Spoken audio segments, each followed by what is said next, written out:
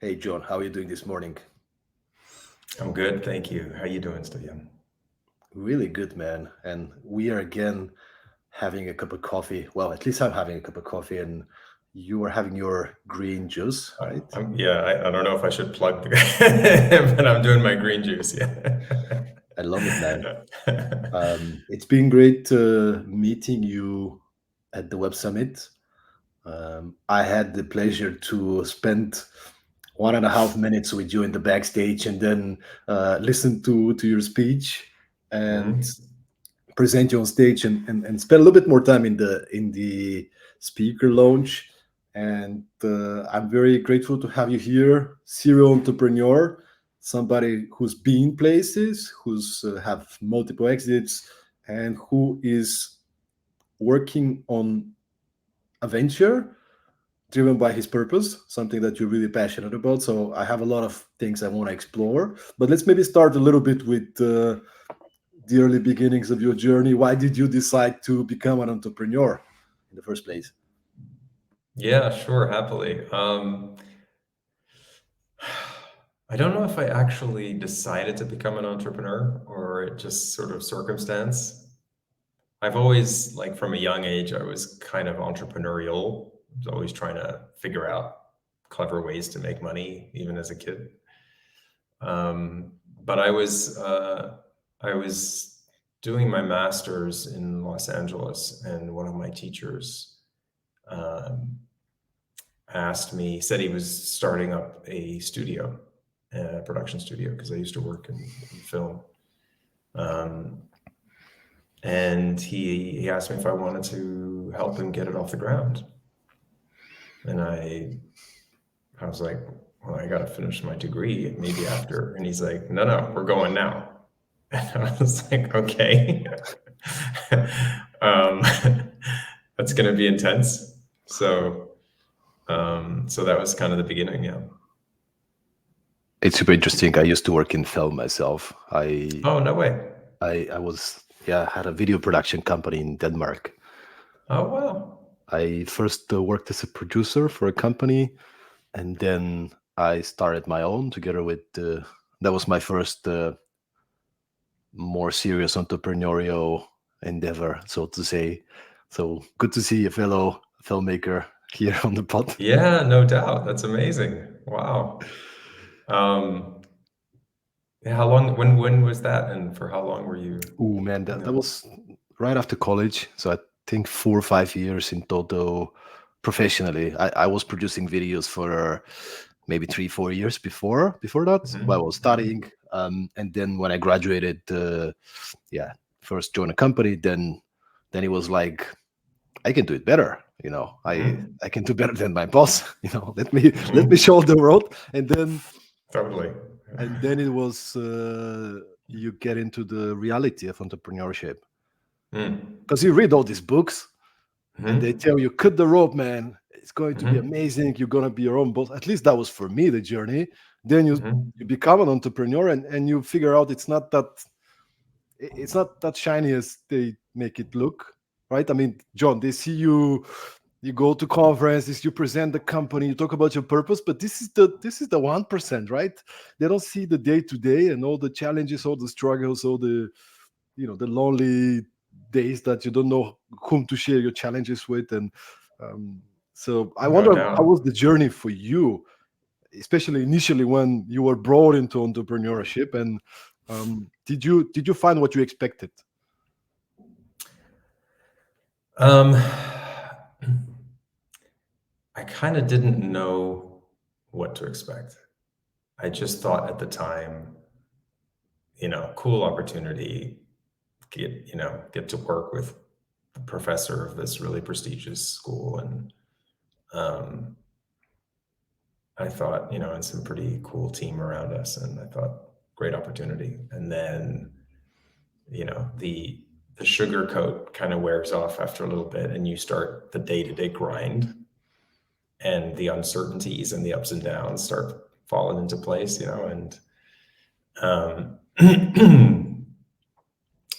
and it's like you're always dancing this line between um, this thing is just going to die and go under, and all the efforts are gone, and it's going to be a huge success, and it's going to launch my career and whatever. And it's just always, you're always like one thing away from that line going one way or the other, because it's really, and there's so many things that play into it: luck, timing, team, perseverance, all these factors, timing, market, and if you're lucky, if you just happen to find the right thing at the right moment in time, then it goes one way. Otherwise, more often than not, it goes the other. And so this is those your fourth. Those are tough. Those are tough. Yeah, for sure, man. This is your fourth startup. Apparently, you keep coming back. I'm a glutton for punishment, man. No, I just can't learn. The question is, what happened in the first three startups? Were they all successful, or did any of them fail? So the first two were successful. Both exits were nice. One was decent. The second one was very nice. And then the third one is still ongoing, but I would say it's not a success. It's alive, but it's not going anywhere. From what I can see, again, it's one thing, one big client away from it taking off, but it's been ticking along for a while now, and it hasn't really found that traction yet. And there was a lot of struggles, a lot of it around team, and then there's the current one that I'm on now, which I think has a lot of promise, and it seems to be going in a really nice direction.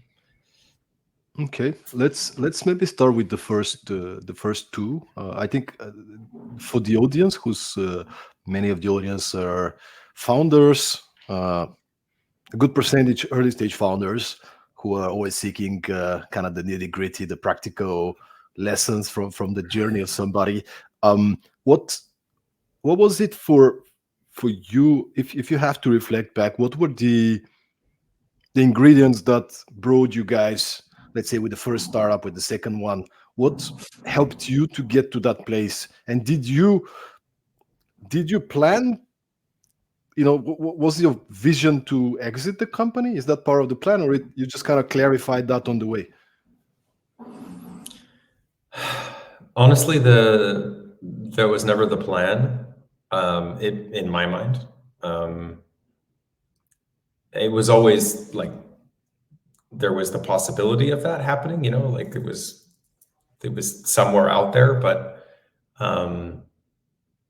it wasn't like there was a clear structure to, we're going to do this for 5 years and then exit or whatever. It was just, I think, just drive to build something successful, and just relentless focus on how do we get the next client? How do we keep going and keep building? I think there's a danger if you start focusing too much on the exit, and sometimes that's a rift between the entrepreneur and the investor, because often an investor has a 10-year life cycle to their fund, unless it's an evergreen fund, and they are needing to get their return within that 10-year cycle. So if you get funded, let's say within at year 4 of their cycle, then you've got 6 years in order to exit, so that they can make a return on their portfolio, and then have some metrics to show their GPs, their LPs, that they've done well, so they can raise more money for the next fund. So there's often a lot of pressure on you need to exit, versus you need to build a successful company. And sometimes those align, but sometimes they don't. How big was the team at the time you exited the first startup? And what, I mean, you mentioned the third one, probably there were some things, with the team, but generally what helped you to build a team that could make the company successful? The first one, we were about 35 people. Second one, we were around 70. What was the question? What were the ingredients? Yeah, what helped you to build a effective team that can create a successful company?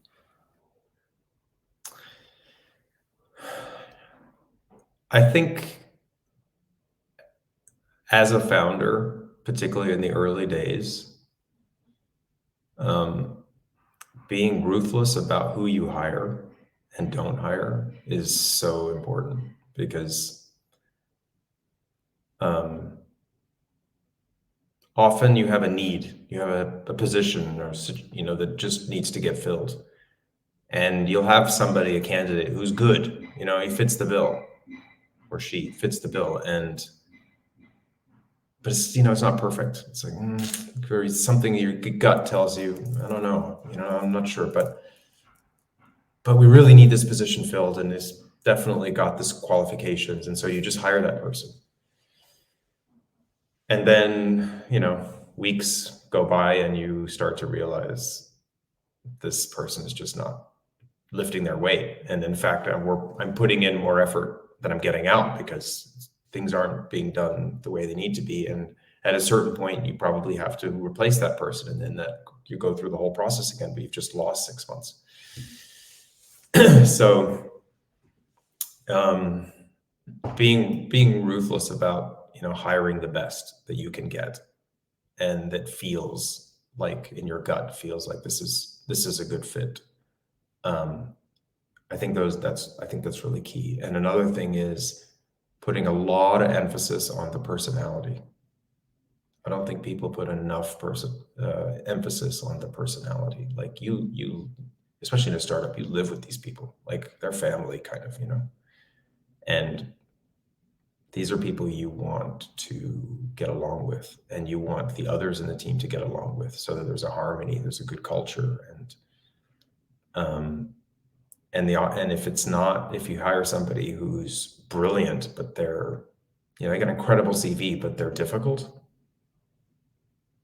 that's just gonna permeate through the team, and everybody around them, and all the interactions that they have. And you're going to be constantly having conversations with other people who say, this person, he said this, or he did this. And you're constantly trying to, mitigate this problem, versus somebody who's just, a great fit, and everybody gets along, and it's a good dynamic, and they feed off each other's good energy. And when you need that, because there's so many times that are tough, right? They're just down in the dirt, and you're struggling, and your team is like, come on, we got this, like they're that positivity, that good energy, that good vibe. You can't always be expected to bring it yourself. Most of the time as a founder, definitely, but it's good if it helps. It's good if it comes from the team too. So what did you do to get the right people on board? Did you guys mainly, ask your team, hey, would you know somebody from your network? Was it mainly referrals when you were attracting people, or you have some specific selection process that the culture fit was of high importance? I think a combination. I think most of the time I try, where possible, to hire through referral, or through, the first company, I was pretty young and I didn't really know a lot. So I wasn't doing a lot of hiring. My co-founders were doing most of the hiring and knew the network. Second one, I was much more involved and hired almost everybody in the company, until we got to a certain point. And Yeah, I mean, so a lot of people I already knew from the industry and tried, to bring them. So I flew a lot of people in from different places. I was actually in Scandinavia as myself. I was in Sweden for a while. So I had a company there for about 7 years. That was fun. Yeah, Nordics are fun, man. Yeah. Cold. Also cold for sure. So tell me about even the name of the episode starts with tenacity, and I'm just curious if you can share, how did your and your founders' day look like in the early days, with the second startup? Like, how many hours per week could you work? Like, how did you start the day? Like, just give me a bit of the real picture of what did your day look like? Long hours. How long? 10, 12 hours a day. Yeah, it was long hours, intense. I mean, sometimes, that gets offset by once in a while, you just need a break and you just decide, I'm going to take today off, I'm going to take a long weekend. I need it. Or I'm going to go home a bit early today. So you can balance things out a little bit, and you should. And I think I wasn't very good at that early on.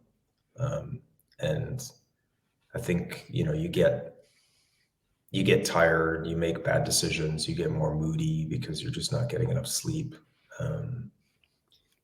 You can lash out, at times. I was not always a very good boss. Like, in my early days, I had to learn how to lead. And Tell me about it, man. Tell me about it. In what way? Like, give me some examples. What you didn't know and you probably did not so well as a leader. I can think of so one thing that I'm really glad I changed, and that I'm sad that I was like this early on, but I felt like the way to lead was to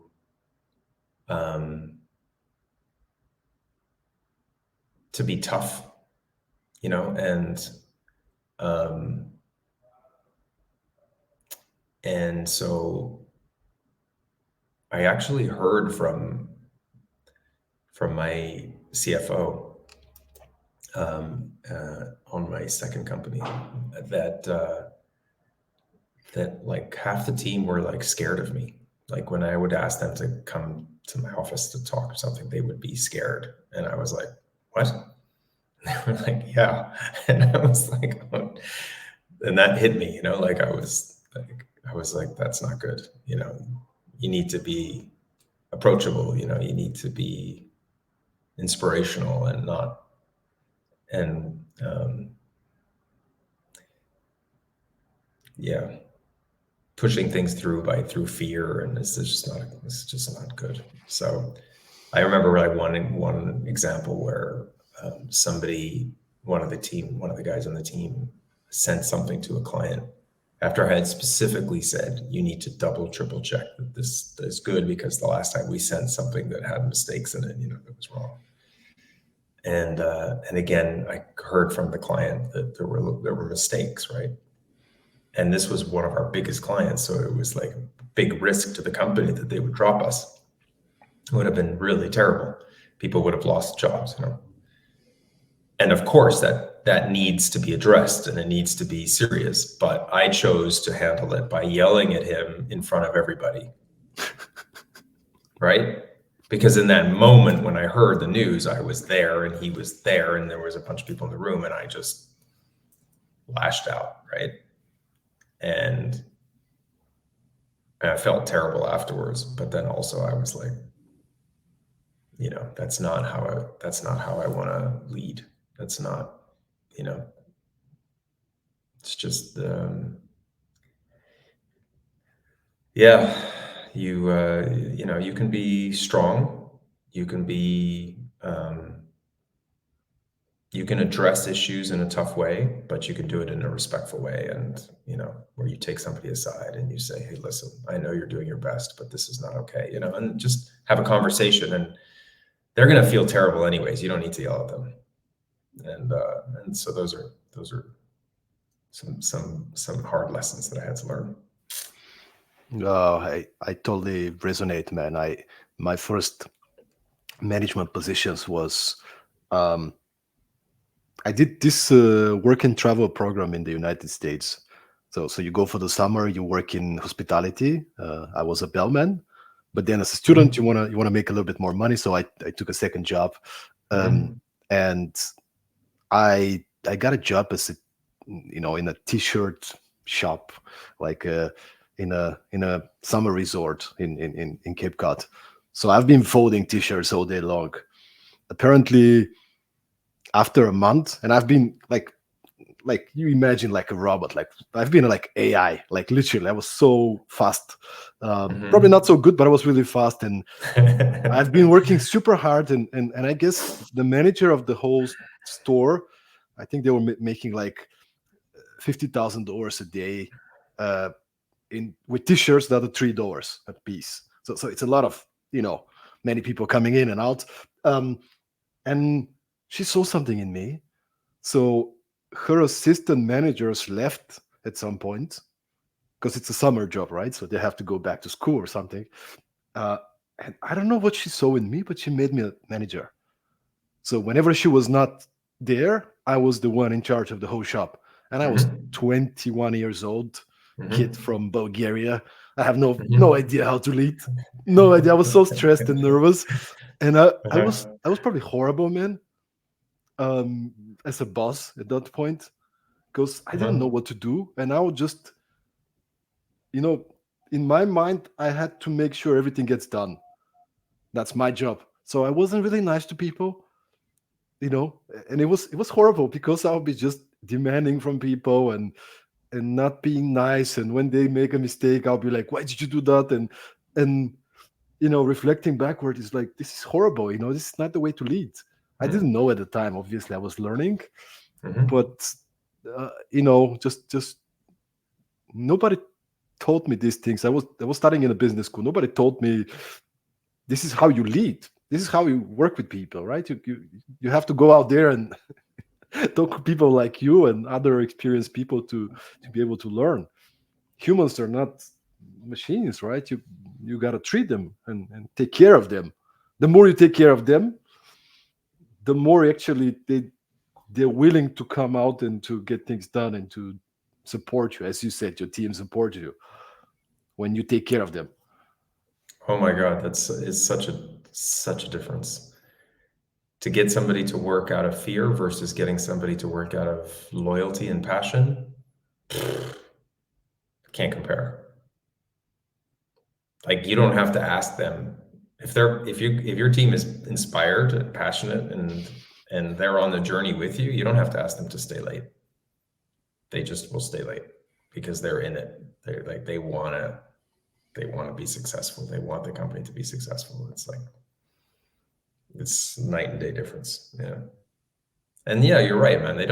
You don't like, it's only recently, I think in the last few years, that a lot of the education programs have started to include some kind of leadership courses. But up until then, there was nothing like that. Like, how to be a good boss? No. How to be an entrepreneur? Maybe Stanford, MIT, and a couple of other places. That was it. Yeah, and still the majority of side courses, like side programs, like that was it. The majority of the courses would still be focused on the more technical side, right? Like 100%. This is how you raise. This is sales, maybe marketing, product development, those kind of things, but not as much on the how do you manage yourself. How do you manage yourself? And on the entrepreneurial side, and we're talking a lot about being a good boss, but how do you become a good co-founder? How do you work with your other founders? That's a really tough one too. Like that's, like how do you choose the right founder, and then how do you work with them? How do you deal with very difficult topics like ownership, shares, Poof. Those are tough lessons to learn if you get it wrong. And a lot of people get it wrong, and that destroys companies more than anything else. This is also the reason my video production company failed. We were not compatible. Two founders who were not compatible. Great guy. He's very, very strong in many different areas, but we were so different and we had different visions. The way we operate would be different. But nobody told me, hey, dude, you gotta sit down and talk to your co-founder before you start. What do you want to build? Where do you want to be? What are the kind of principles and values that are most important to you? Values is what do you value when you make decisions? How is that going to work? Like we just jump into it and all of a sudden you're into the game now. What do you do? But it's inevitable if you don't have the solid fundamentals, at some point things are going to break. For sure. And then a typical thing is like, you divide the company 50-50, for example, or a third, or whatever, and then you start the business and you realize, hang on, one of us or two of us are doing way more heavy lifting than the other one, or one of us is taking way more risk than the other one. And then you start to feel, or they start to feel like resentment, and they're like, this isn't fair. Right. And then that percolates and it builds and then, and then really difficult to change later. So these are tough things to know how to handle unless you've been able to talk to people who've had that experience and made those mistakes, and they can say, okay, well, this is what I did wrong. Here's what you don't want to do. Here's what you want to do. How did you learn? Was it mainly from experience, trial and error, or did you find some mentors, some of your investors, people from your network help you with advice and guidance? I'd say about 80% trial and error, just making mistakes and learning from them, trying not to do them again. And I'd say 20% would be from mentors, accelerator programs, that investors. And I think that I would have much rather had that more like 50-50. You're always going to make mistakes. You're always going to have to learn the hard way. But I would have much rather at an earlier stage gotten a lot of really good advice, because I would have probably made less mistakes, and it probably would have cost me a little less stress and a little more sleep. At the beginning of the conversation, you mentioned the word focus. Yeah. And very interestingly, a couple of days ago, I met a friend of mine. He's a very smart developer, and he's starting his startup.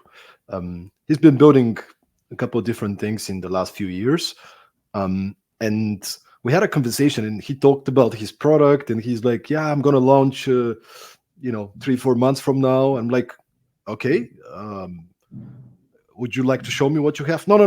I just want to launch it first, and then when it's done, I'm gonna show it to people. I'm like, "Okay, so you didn't show this to anybody? You didn't show how it looks, the features, the market?" Like, no, I'm gonna show it when I'm done. I'm like, why are you gonna spend 6 months building based on an assumption? Like, don't you want to go out and speak to 100, 200, 300 people now? And he was like, "Oh, maybe that's a good idea, but I don't know." And there's so many technical people, smart, intelligent technical people that are doing the same thing. They have this brilliant idea how to make this feature or this product, and they don't talk to anybody. and they spent half a year, 12 months building something on the assumption eventually. And even I remember in the conversation, he was like, I asked him, who is going to be the user of this product? I don't know, but there could be so many. Okay, interesting. So talk to me about that. Like when it comes to focus, what would be your advice?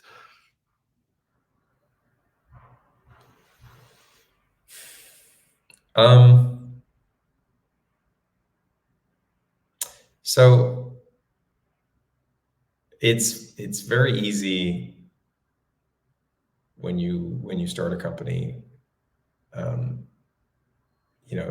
have all these ideas fly around, and many of them sound like they could be fantastic, great ideas. Like, oh, that would be so cool if we added this, or oh, it'd be so great if we went for that too, and blah, blah, blah. So it's one of the most difficult things is to choose what you need to focus on and what you need to just disregard or put on a shelf for a little bit later. Whether it's product or market or strategy, just in general, like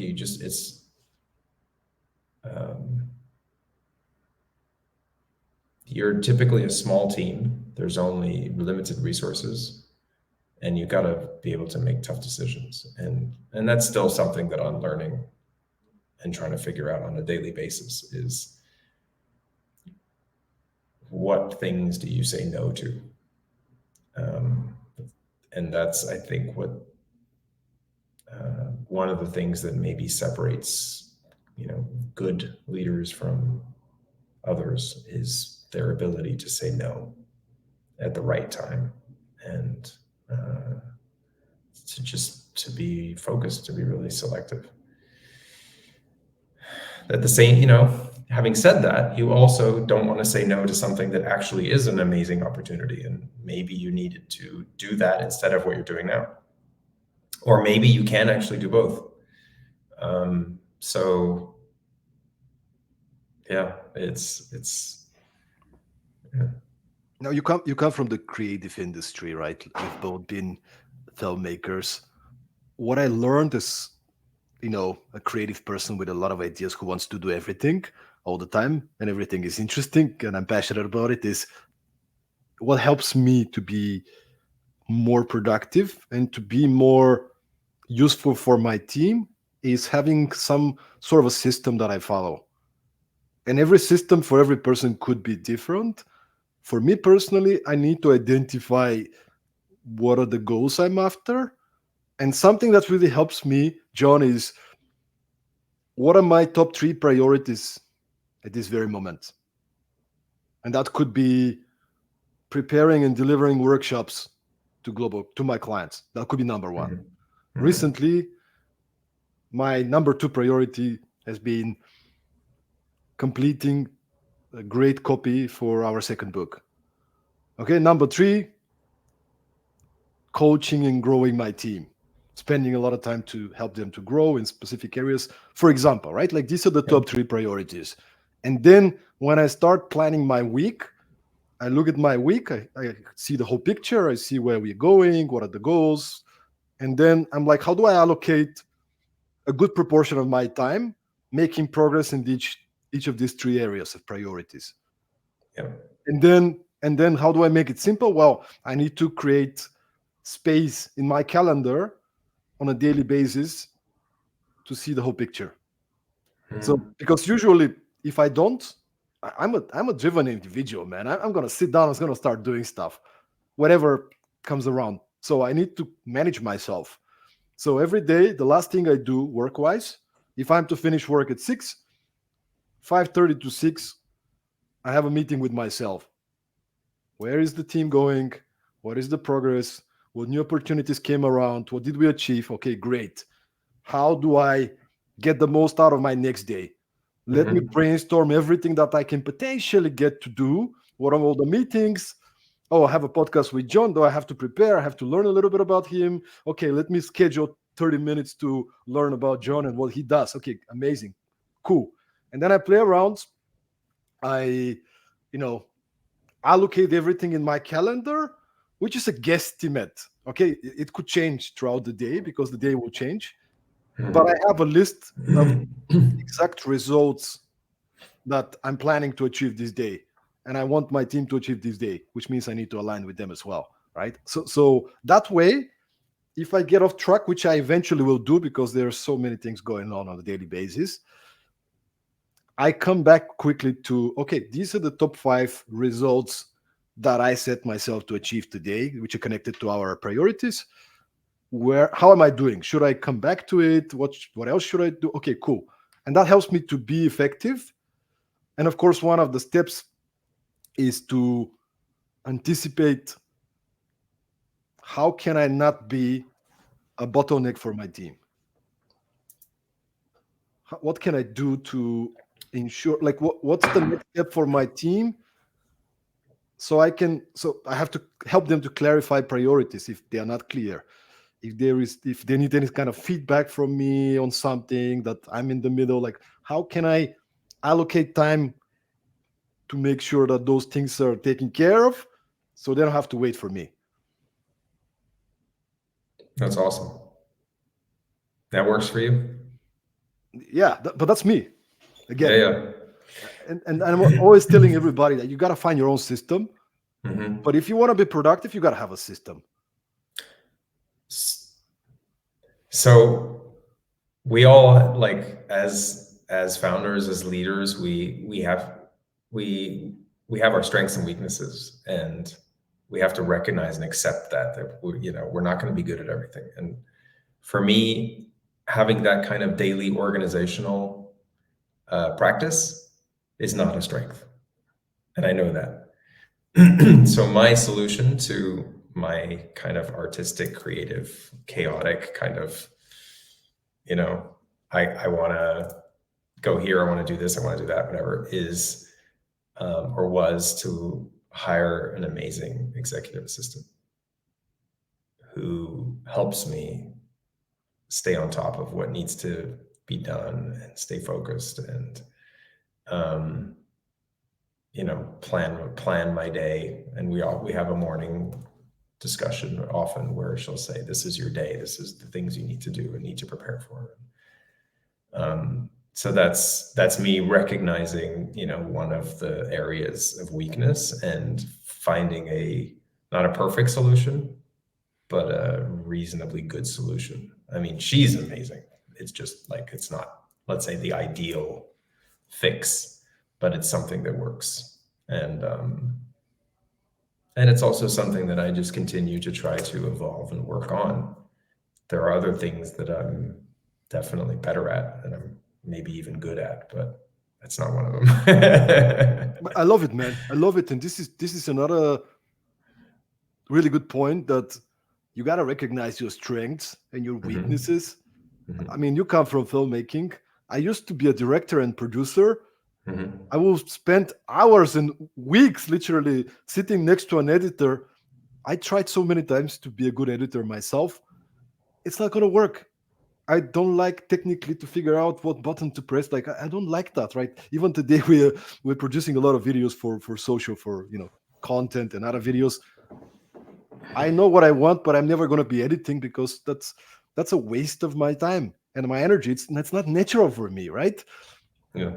And finding out what are your strengths, combining them with what generates most value for the business, which I don't know what it is in your case, but I would imagine it has to do with attracting and leading your people, attracting great team and leading them, attracting clients, maybe product, like, I don't know. But there are some bigger picture things that your time and energy will be best spent on these things.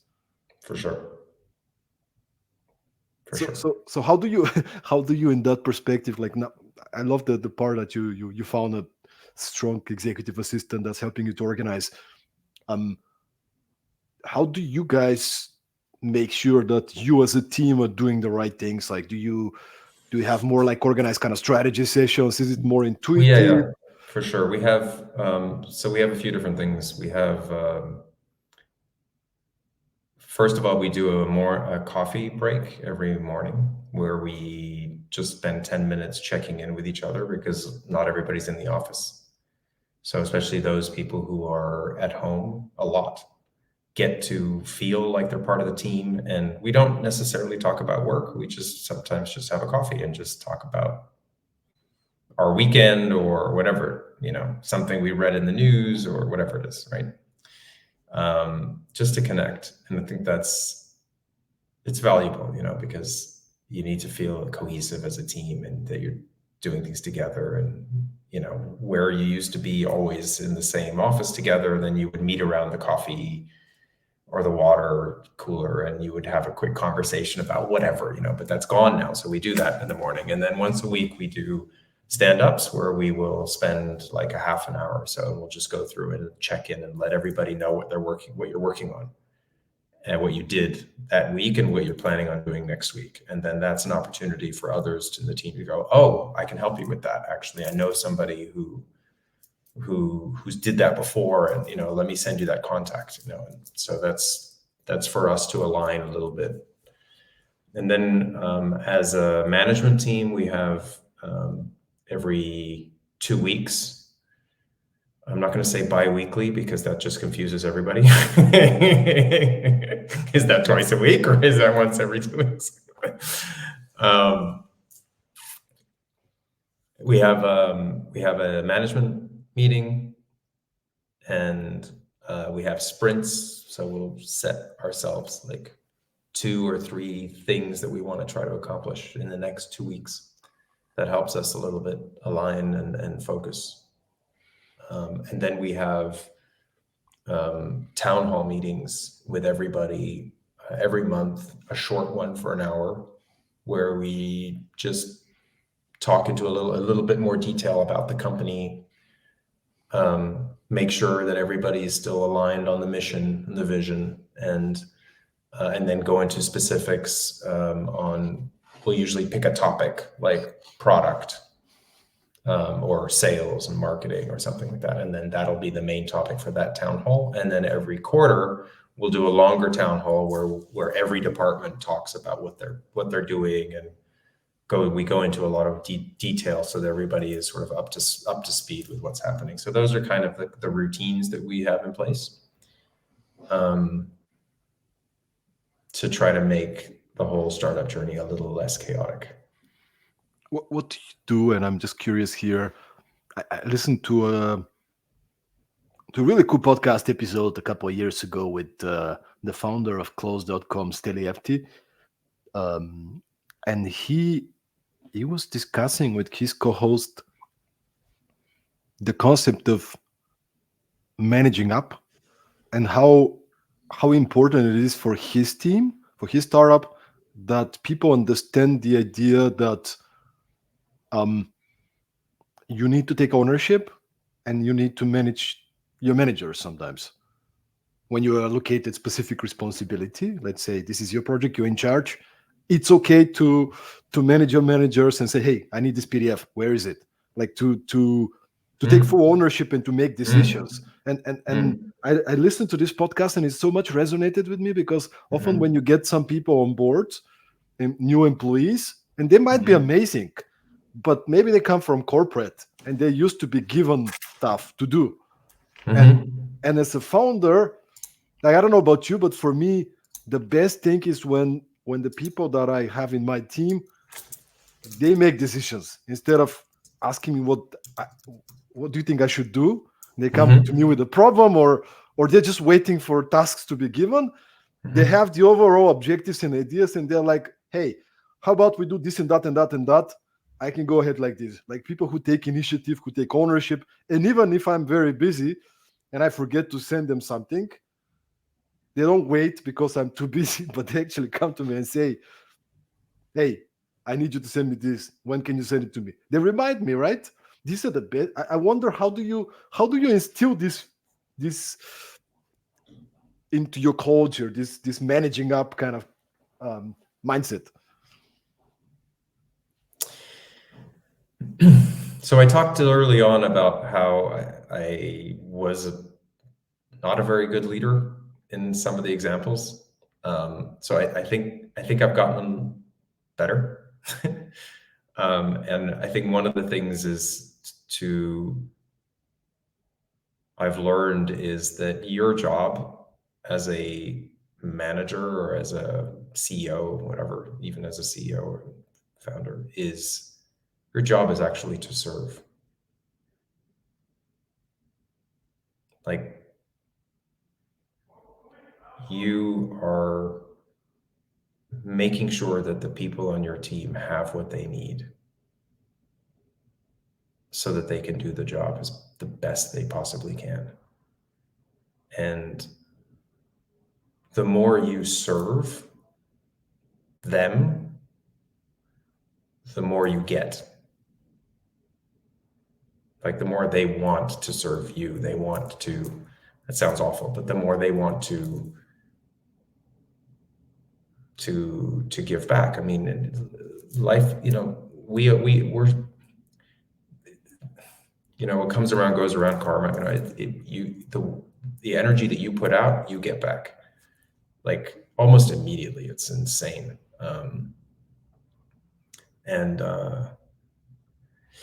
And there's a great book, which, if you haven't read, and I recommend to any entrepreneur, is Radical Candor, Kim Scott. You read it? Great, right? And it's exactly what you're talking about, like being able to just speak your mind ruthlessly. And some of that is, speak truth to power, just to be able to say to your boss or whatever, and to say, like, this is what I need, or this is not okay, or whatever, or we need to do this instead, and if you're open to that, now, it doesn't mean you have to agree, but if you give them the opportunity to speak and you're open to it, and they feel heard, you've already solved half the battle. Then you have an opportunity to address their concern and to bring them around to what you need them to do if they're not aligned, because you've heard what they've said, and you can now talk to them. You can say, look, I understand what you're saying. I hear you. I understand why you feel this way. But now let me give you some more information that maybe you don't have, so that you can understand why we had to do this, or why I made this decision. You know what I mean? Or you say, like, you're absolutely right, 100%. Thank you so much. Like, that benefits me and the company. I'm glad you spoke up. I did Either way, you win. A few years ago, I did a workshop for the team of a golf resort in Lithuania.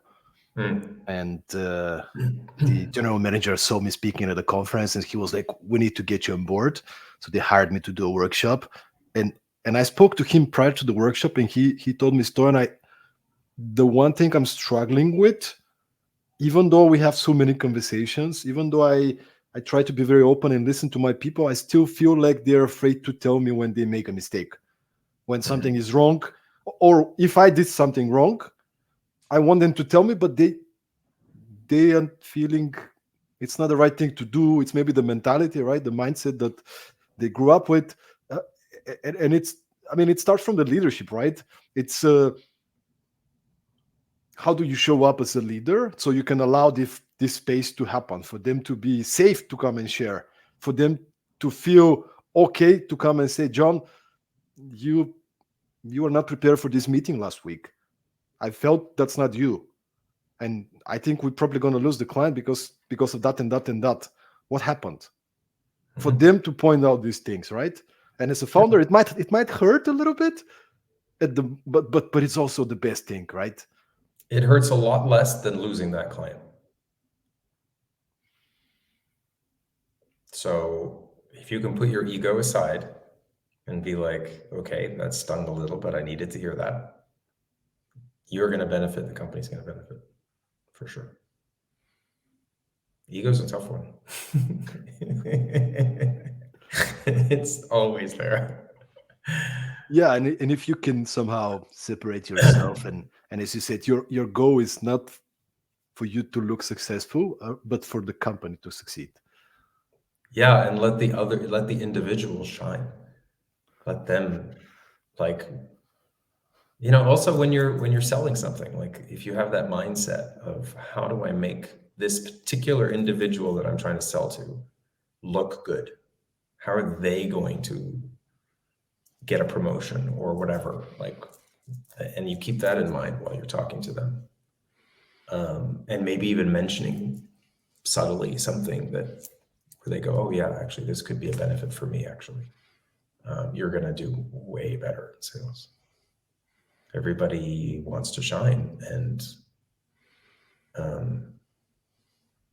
if you can help facilitate that, then you're just going to have a lot of happy people around you. What can you do in that perspective? What can you do consciously to facilitate conditions for your people to succeed and to win?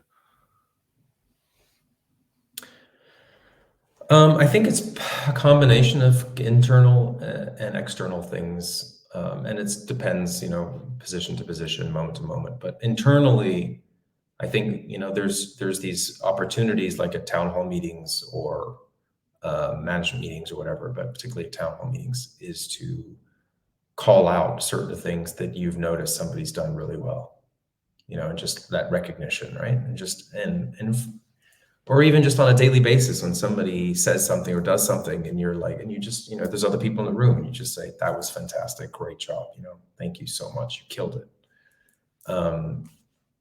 Those are little ways where you recognize what they're doing and you help make them shine in front of other people. So you should always compliment in a group and criticize individually, if you can. And I love the fact that you're saying, like, there's no one strategy or like one tool or one trick.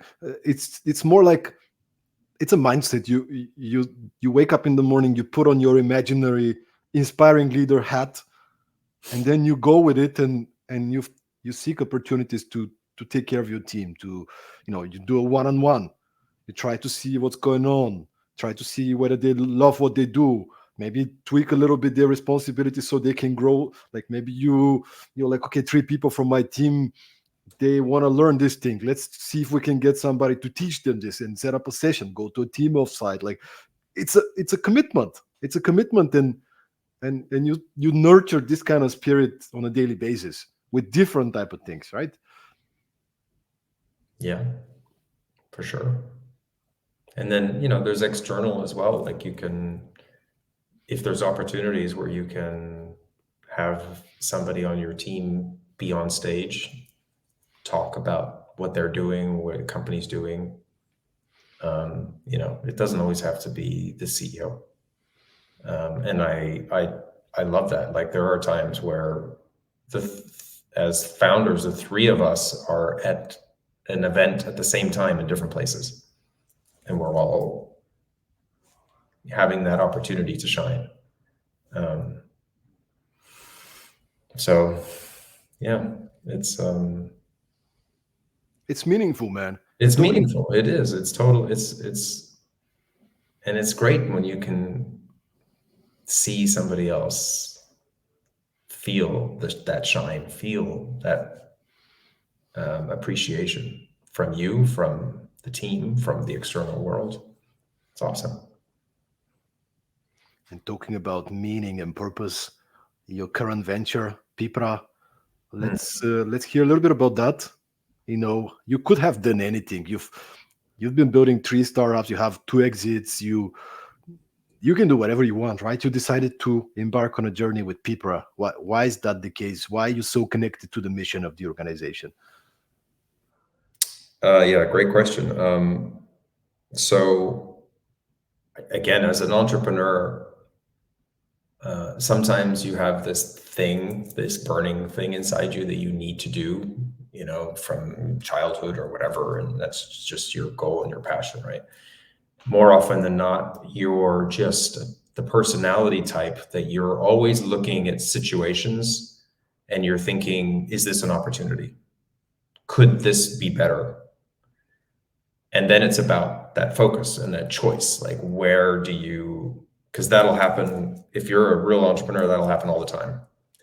And then you have to choose that thing that resonates with you enough where you feel like this is a great opportunity and it's something that I could get really passionate about, or already am very passionate about. Now you have a good starting point. And for me, that starting point was having a coffee with a neuroscientist about 8 years ago. And he is a leader in Alzheimer's disease technology and early detection and prevention. And it was just a coffee to say thank you. He had sent me some really valuable information that I had asked for. And we sat there for 3 hours and we just talked and bounced ideas around. So this is the first time we met. And he told me about these ideas that he had for this other company that he wanted to build. And I was just back and forth asking him questions and bouncing ideas and stuff. And I've always, for some reason, been really passionate about brain health and neuroscience. And at the end of these 2 or 3 hours, he asked me if I wanted to start a company with him, which I thought was a little crazy. But it resonated with me in terms of something that I was passionate about.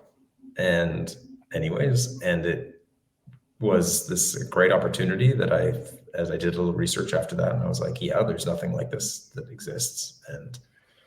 And so I started working on that for a couple of years, 2-3 years. And then I learned about this other neurocognitive disease that is very similar to dementia, Alzheimer's. It's called delirium.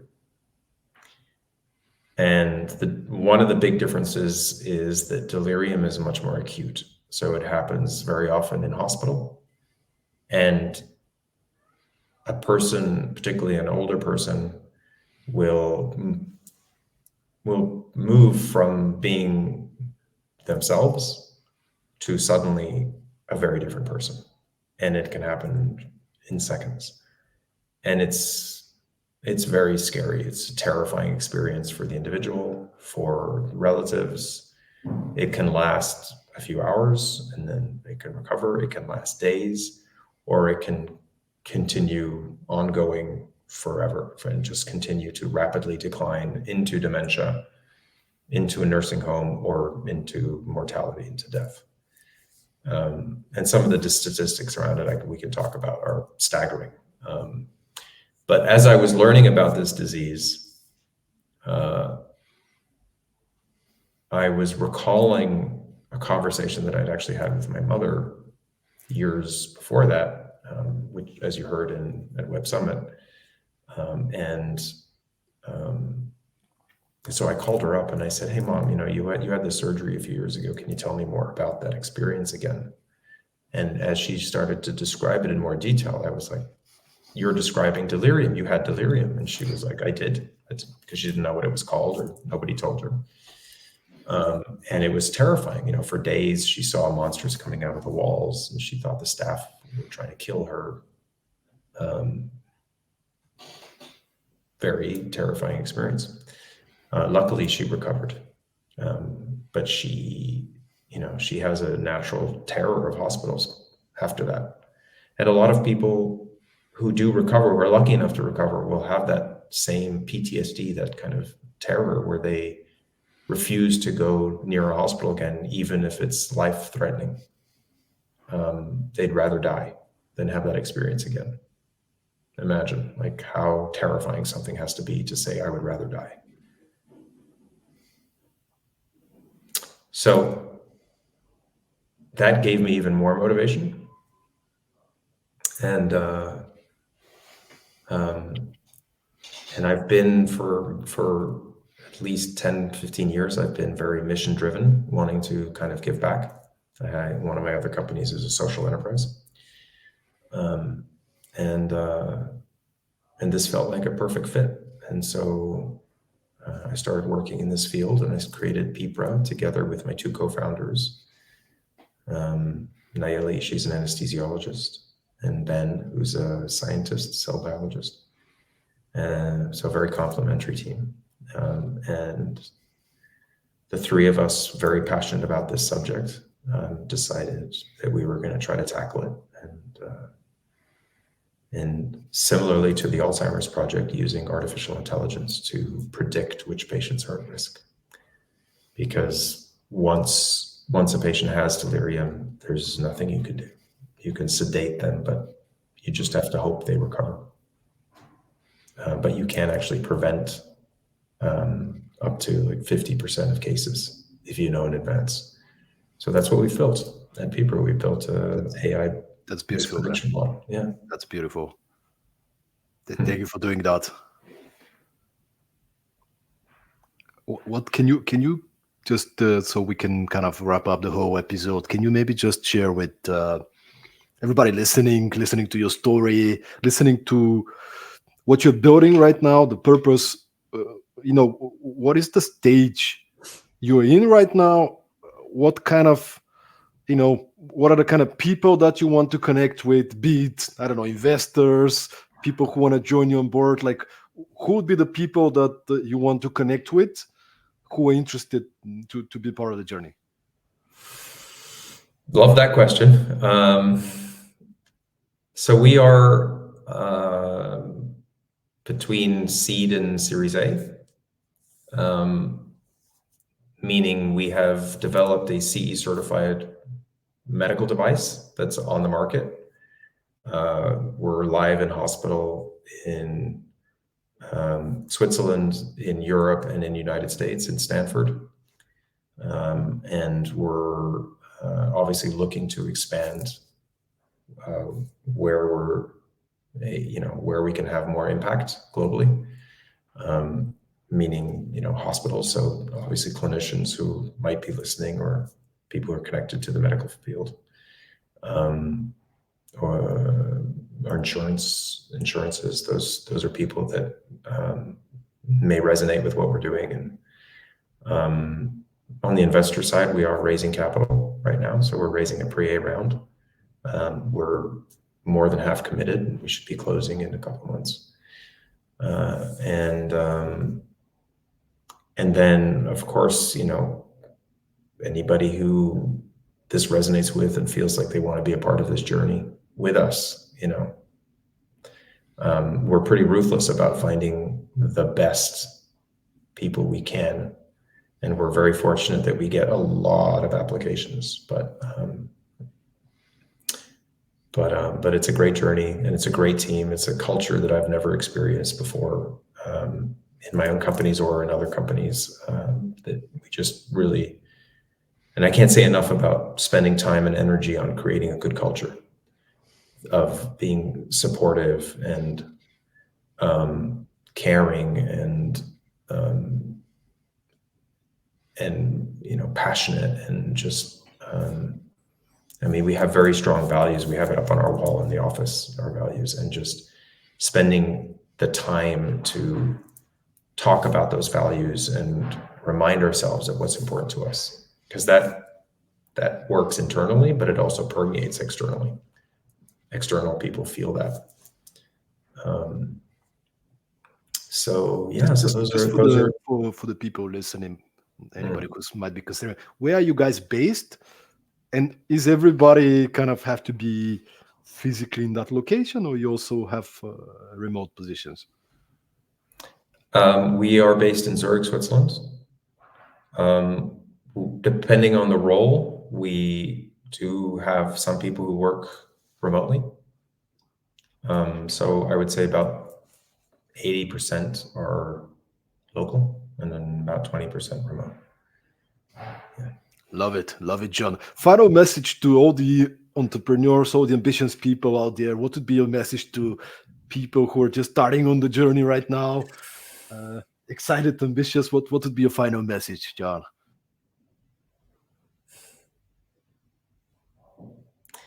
The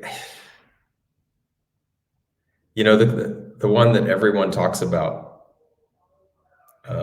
and I'm sure people have heard 100 times, but it just can't be stated enough, is, don't just become an entrepreneur because you want to be your own boss or whatever. The chances of you being successful, it's not impossible, but it goes down massively. Find something that you're really passionate about, something that you just want to get up in the morning every day and just work on and do, something you need to bring to the world. If you're lucky enough to find something like that and convince a couple of, and I would say a couple because I think 3 is a really good amount of co-founders to join you on that journey and to be equally passionate, then you have a good basis and your chances of success go up significantly. Don't try to do this on your own as a single co-founder. It's such a hard journey. You need somebody to be there for you, to pick you up, and for you to be there to pick them up. You need somebody to be a sounding board, to be on the same level with you and go through the trenches with you. And I think 3 is a really good number of people, because 2 might agree on something and somebody disagrees, or vice versa. And so you've got, you need people who challenge you and disagree with you so that you can, question, and constantly, because the market will challenge you. So you need to do that challenging first internally. So those are, I think, some of the key things. Find something you're passionate about and find an amazing co-founding team to join you on your journey. Well, thank you so much, John. John Klepper from PIPRA. Ladies and gentlemen, make sure to find him on LinkedIn, find the company, check out what they're doing.